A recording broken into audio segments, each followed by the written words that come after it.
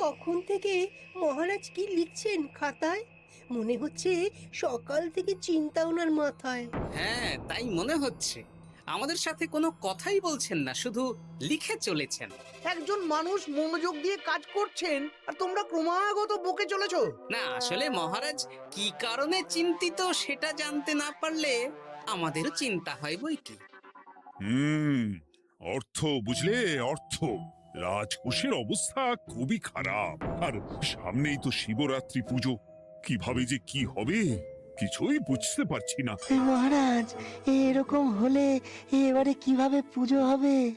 শিবরাত্রির পুজোয় তো অনেক খরচ। এত লোকজন আসেন, তাদের জন্য ভোগের প্রসাদের ব্যবস্থা করা তো মুখের কথা নয়। এবার তোমাদের সবাইকে দায়িত্ব নিতে হবে। আমরা সবাই কি দায়িত্ব মহারাজ? আমি গতকাল তোমাদের রানীমার সাথে এই ব্যাপারে কথা বলেছি। রানীমা কি বললেন মহারাজ? দেখো, তোমরা সব সভাসদেরা যদি মুক্ত হস্তে দান করো, আর রাজকোষ থেকেও যতটা সম্ভব অর্থ সাহায্য দিয়ে এবারে পুজো এবং ভোগের আয়োজন তাহলে সুসম্পন্ন করা যাবে। দানের চেয়ে বড় পুণ্যকর্ম আর কি আছে? যে সভাসদ সবচেয়ে বেশি দান করবে তাকে পরে কিছু অর্থ সাম্মানিক হিসেবে দেওয়া হবে। আচ্ছা মহারাজ। তাহলে আজ রাজসভার আলোচনা এইটুকুই রইল, বাকি কথা পরে হবে। বলি গিন্নি, আমি খুব সমস্যার মধ্যে আছি বুঝলে। হ্যাঁ, তোমার তো অর্থের টান ধরলেই আমার কথা মনে পড়ে গো। কি করে বুঝলে? বাবা, বুঝবো না? এতদিন ধরে তোমার সাথে সংসার করছি, তাও বুঝবো না? আমি কি আজকাল আর তোমার কাছে চাই বলো? আমার মা আমার নাম রেখেছিল পার্বতী, আর বলেছিল দেখিস তুই ভগবান শিবের মতন বর পাবি। তোমাকে পেয়েছি, কিন্তু সাথে পেয়েছি অভাব। হ্যাঁ, সে যতই অভাব হোক, মন্ত্রী মশাইয়ের মতো স্বভাব তো নষ্ট করিনি গিন্নি। সেই জন্যেই তো তোমার সংসারে পড়ে আছি গো, নইলে কবে এই চাল চুলোহীন সংসার ছেড়ে চলে যেতুম। হ্যাঁ, বলছি শোনো না, ওই কিছু মোহরের খুব দরকার। এবার মন্দিরে শিবরাত্রির পুজো হবে, কিন্তু মহারাজ তেমন খরচ করতে পারবেন না। তাই তাই কি?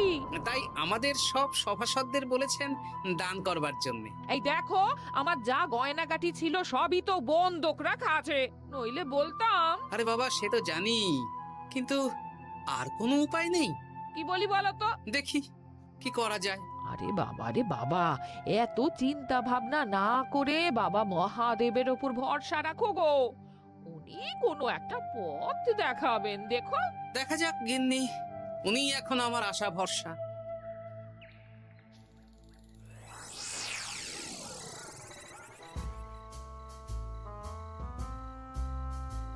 আরে মন্ত্রী মশাই, আপনি তখন থেকে শুধু এদিক ওদিক করছেন কেন বলুন তো? তা কি করব? না, আমরা তো বুঝতে পারছি না আপনার কি হলো। জীবনে অনেক অপমানিত হয়েছি, অনেক মার খেয়েছি, এবার সম্মান চাই।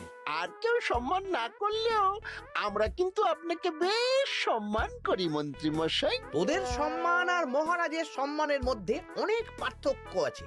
না, ওই ছোট মুখে বড় কথা বলছি মন্ত্রী মশাই, ক্ষমা করবেন। হ্যাঁ, মহারাজ আপনাকে কেন সম্মান করবেন? সামনে শিবরাত্রি, প্রত্যেক বছরের মতন এবছরেও গ্রামের মন্দিরে রাজবাড়ির তত্ত্বাবধানে পুজো হবে, আর সেই পুজোয় আমাকে দান করতে হবে। তা করুন, আপনার কি অর্থের অভাব নাকি?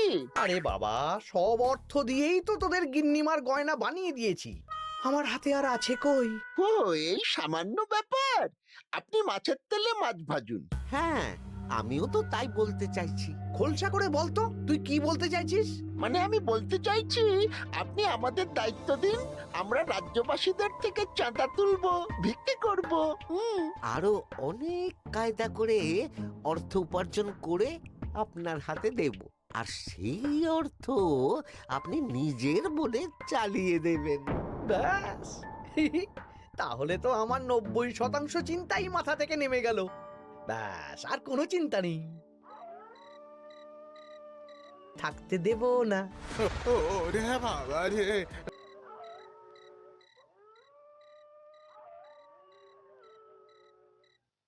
কি গো, এত রাত হয়ে গেল এখনো ঘুমোচ্ছ না কেন বলো তো? হ্যাঁ, খুব চিন্তা হচ্ছে গো গিন্নি, এখনো বুঝে উঠতে পারিনি যে কি করে দান করব।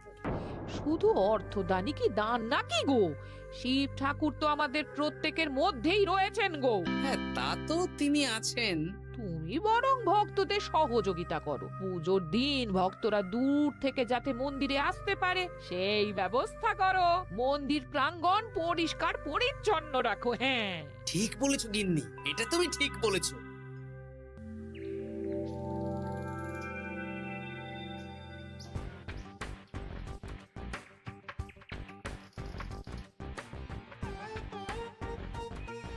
এই যে বাড়িতে কে আছেন? মন্ত্রী মশাই বলুন। তা প্রত্যেক বছরের মতন এই বছরেও তো শিবরাত্রি উপলক্ষে মন্দিরে পুজো হচ্ছে, জানেন তো? হ্যাঁ, সে তো জানি, কিন্তু আমার গিন্নির পায়ে এত ব্যথা যে এবারে আর জল ঢালতে যেতে পারবে বলে তো মনে হয় না। তাতে কি, আপনি দান করুন, বাবা দূর থেকে আশীর্বাদ দিয়ে দেবেন। দান? তা কিসের দান? এত ধুমধাম করে পুজো হবে, তার দান। এ কি, এতদিন ধরে মন্দিরে তো দান দেওয়ার কোনো ব্যাপার ছিল না। এবার আছে। দান করা সবচেয়ে বড় ধর্ম। আহ, আমরা বুড়ো বুড়ি খুব অল্প অর্থে সংসার চালাই। আমাদের ছেলে যেটুকু পাঠায় তা দিয়েই চালাই। আমরা আর কি দান করব মন্ত্রী মশাই? দরকার হলে কদিন না খেয়ে থাকবেন, বাবার নামে উপোস করবেন, আর যে দান করবে না আমি তাকে এই রাজ্যে থাকতে দেব না। ওরে বাবা রে, দিচ্ছি দিচ্ছি দিচ্ছি। আর শুনুন, এই দানের ব্যাপারটা যেন পাঁচ কান না হয়, নইলে কিন্তু। ওরে বাবা, না না না, ঠিক আছে ঠিক আছে।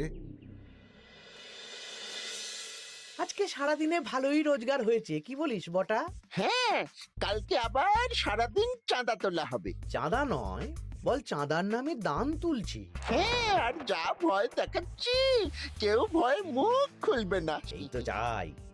এরকম চলতে থাকলেই আমাকে সেরার সেরা দানি হওয়া থেকে কেউ আটকাতে পারবে না। এই তুমি এই ভর দুপুরে বস্তা কাঁধে নিয়ে কোথায় যাচ্ছ গো? একটু জঙ্গলের দিকে যাচ্ছে গিন্নি, শুকনো কাঠ নিয়ে আসি। পুজোর দিন তো ভোগের রান্না করতে জ্বালানি লাগবে, দেখি শুকনো কাঠ নিয়ে রাজবাড়িতে দিয়ে আসবো। বেশ বেশ বেশ, যাও। হে দেবাদিদেব মহাদেব, তুমি একটু দেখো বাবা।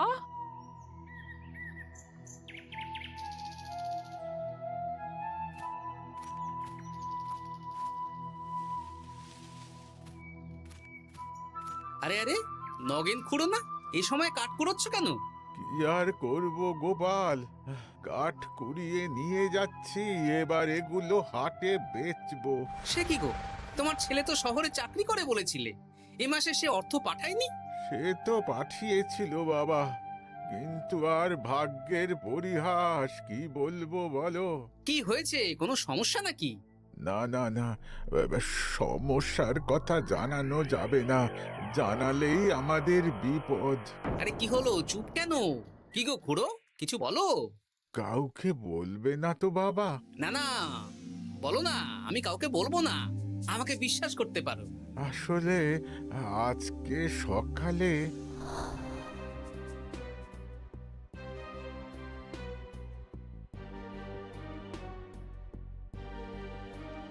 হ্যাঁ, মন্ত্রী মশাই? হ্যাঁ, শুধু আমাদের বাড়ি থেকে না, গ্রামের সব বাড়ি থেকে তুলেছে। ঠিক আছে খুড়ো, তুমি নিশ্চিন্তে থাকো। আর আমার চিন্তার শেষ নেই। আমার গিন্নির কদিন ধরে এত পায়ে ব্যথা যে এবারে অতটা হেঁটে মন্দিরে বাবার মাথায় দুধ ঢালতে যেতে পারবে না। ঠিক আছে, তুমি একদম চিন্তা করো না, আমি দেখছি কি করা যায়।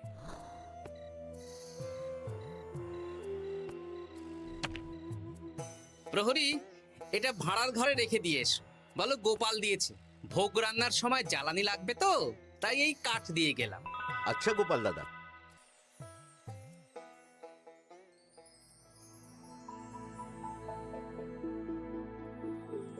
তারপর সবাই কিছু অর্থের যোগান করতে পারলে মহারাজ, আমি 5 মোহর অর্থ সাহায্য করতে চাই।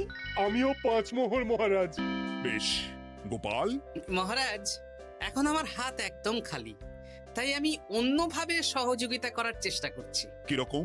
এই তো গতকাল আমি 1 বস্তা কাঠ দিয়ে গিয়েছি, আজকে আরো দেব।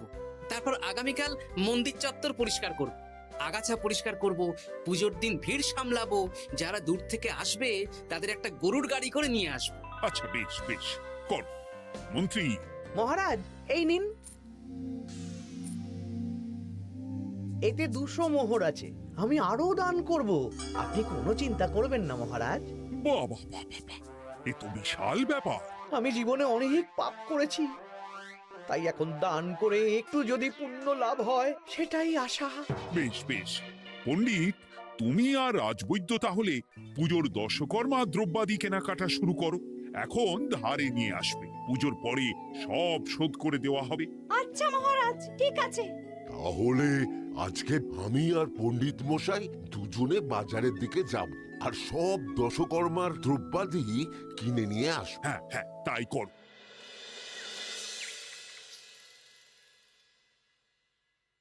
এই ঘটা পুঁটির বাবা একটা কানা করিও চাঁদা দেয়নি। হ্যাঁ, আমার মাথায় একটা বুদ্ধি আছে। কি বুদ্ধি? দেখ, ওদের বাড়ির বাইরে একটা শাড়ি ঝুলছে।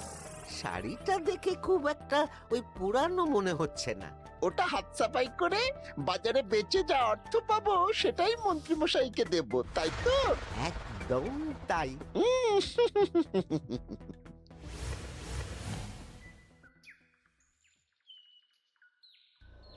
হাই পুটি, দেখ তোদের বাড়ি থেকে বটা ঘটা কাকা শাড়ি চুরি করছে। হ্যাঁ তাই তো। ন্যাপলা, ওরে বাবা রে, মরে গেলাম রে, ওরে মরে গেলাম। পালাও পালাও পালাও, ওরে বাবা। এই কি হয়েছে রে? চিৎকার করছিস কেন? আর বটা ওভাবে পালালো কেন? এই বটা ঘটা কাকা ওই পুটির মায়ের শাড়ি চুরি করে পালাচ্ছিল, আমরা ধরে ফেলেছি। সাব্বাস, এই তো চাই। তার মানে মন্ত্রী মশাই এখন দান করার জন্য চুরিও করাচ্ছে। বাহ, কি ভাবছো গোপাল দাদা? না কিছু না। আচ্ছা পুটির বাবা, তোমাদের বাড়ি মন্ত্রী মশাই চাঁদা তুলতে আসেননি? এসেছিলেন তো, কিন্তু আমি বলে দিয়েছি আমি পারবো না। নিজেদের বীজ ধান কেনার অর্থ নেই, চাঁদা দেবো কি করে?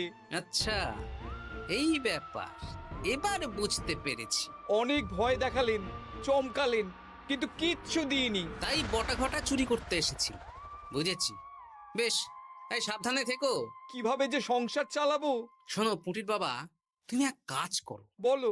জঙ্গলে অনেক ধুত্র গাছ, আকন্দ গাছ আছে। তুমি পুজোর দিন সকাল থেকে মন্দিরের কাছে একটা ফুল মালা বেলপাতার দোকান দাও। এটা ভালো বুদ্ধি দিয়েছো। আমি তো এখন মন্দির প্রাঙ্গণ সাফ সাফাই করতে যাচ্ছি, আমি বরং কাজের ফাঁকে তোমার জন্য একটা ছাউনি দিয়ে মন্দিরের কাছে দোকান বানিয়ে দেব। তাহলে তো খুবই ভালো হয়। এই পুটি, তোরাও আমার সাথে চল, হাতে হাতে সাহায্য করবি। চল চল চল। চলো গোপাল দাদু।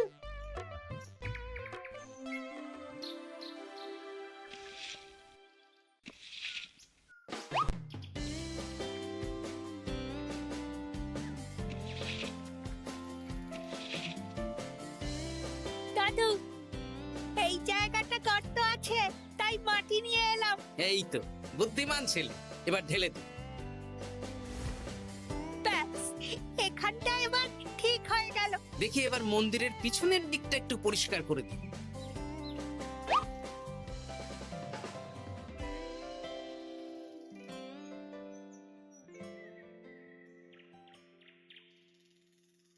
জয় মহাদেব। কি কিসের আওয়াজ হলো? হ্যাঁ দাদু, কিরকম একটা টং করে আওয়াজ হলো। দেখি তো। আরে বাবা, এটা ঘোড়া মনে হচ্ছে। হ্যাঁ তাই তো মনে হচ্ছে। জয় মহাদেব। বের করো বের করো। এই তো।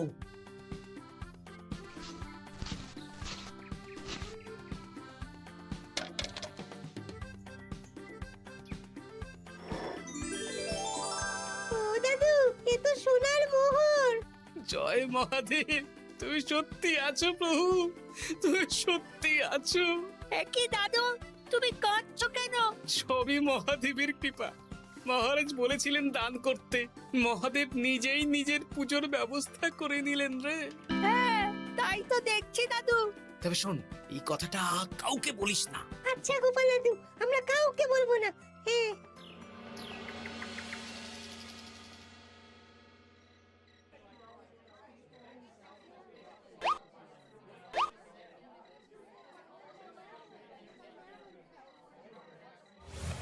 এবার আগামীকাল পুজো।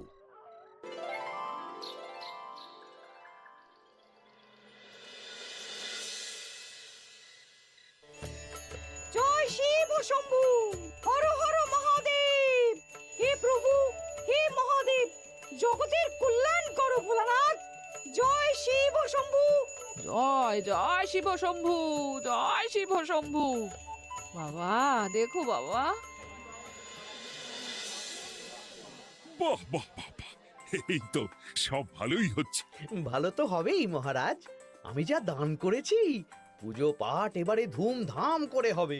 দান করে অত অহংকার করতে নেই মন্ত্রী। এক হাতে দান করলে আরেক হাতকে জানাতে নেই, বুঝলে? বুঝেছি মহারাজ।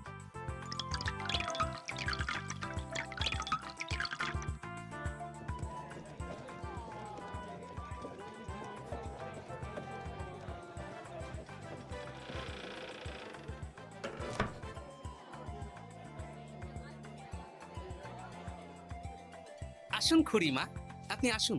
সত্যি গোপাল, তোমার মতো মানুষ হয় না।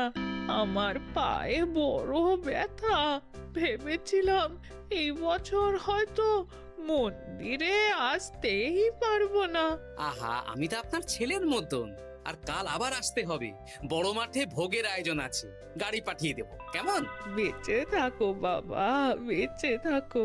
দেখো দেখো গোপালকে দেখো, ও হয়তো অর্থ সাহায্য করেনি, কিন্তু অন্যভাবে কত সাহায্য করছে। এই মন্দির প্রাঙ্গণ থেকে সব আগাছা পরিষ্কার করেছে।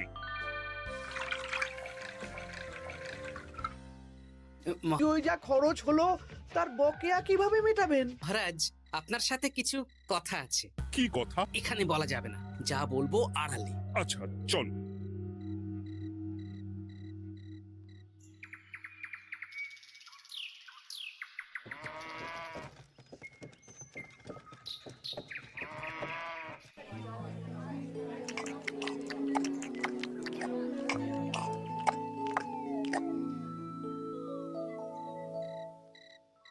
আজ সান্ধ্য সভায় সবাইকে আমি ডাকলাম, তার একটাই কারণ। কি কারণ মহারাজ? কি বলবেন আজ?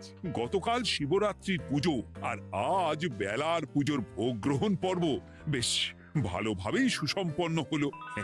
এতে আমি খুব খুশি ও শান্তি পেয়েছি। তাই মহারাজ আমাকে সম্মান প্রদান করবেন, তাই তো? আমার মনে হয় আমি সবচেয়ে বেশি দান করেছি। না, তুমি তো কোনো নিঃস্বার্থ দানই করনি। মানে আমি যে কত মোহর দিলাম। ওগুলো তো লোকজনকে ভয় দেখিয়ে দানের নামে চাঁদা তুলে দিয়েছো। সেরেছে। সব জেনে গেছেন? হ্যাঁ, সেই জন্য সম্মান নয়, তোমাকে শাস্তি দেওয়া হবে। ওরে বাবা রে, ভুল হয়ে গেছে, ভুল হয়ে গেছে। ক্ষমা করুন মহারাজ, ক্ষমা করুন। এসব ক্ষমার অযোগ্য ভুল। যাই হোক, মহাদেবের কৃপায় মহাদেবের পুজো হয়েছে। তুমি যে অর্থ লোকজনের কাছ থেকে তুলেছিলে, সেটা লোকজনের মধ্যেই বিলিয়ে দেওয়া হবে। তাহলে পুজোয় যা খরচ হলো, তার বকেয়া কিভাবে মেটাবেন? সেটার ব্যবস্থা তো স্বয়ং মহাদেব করেছেন মন্ত্রী মশাই। হ্যাঁ, মহাদেব কিভাবে? আমি একদিন বিকেল বেলা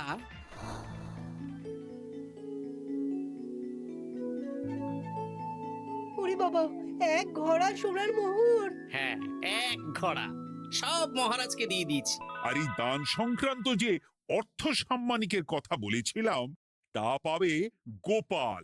ধন্যবাদ মহারাজ। তবে মন্ত্রী মশাই যে অর্থ লোকজনের কাছ থেকে বলপূর্বক তুলেছেন, সেটা দিয়ে গরিব চাষি ভাইদের বীজ কেনার অর্থ দান করা হবে। আর মহাদেবের কৃপায় যে এক খড়া মোহর পাওয়া গেছে, তা দিয়ে বকেয়া মেটানো হবে। সাবাস গোপাল, সাবাস। এই না হলে আমার গোপাল। সাধু সাধু। আর মন্ত্রী মশাইকে কি করা হবে? ওকে কাল শাস্তি দেওয়া হবে।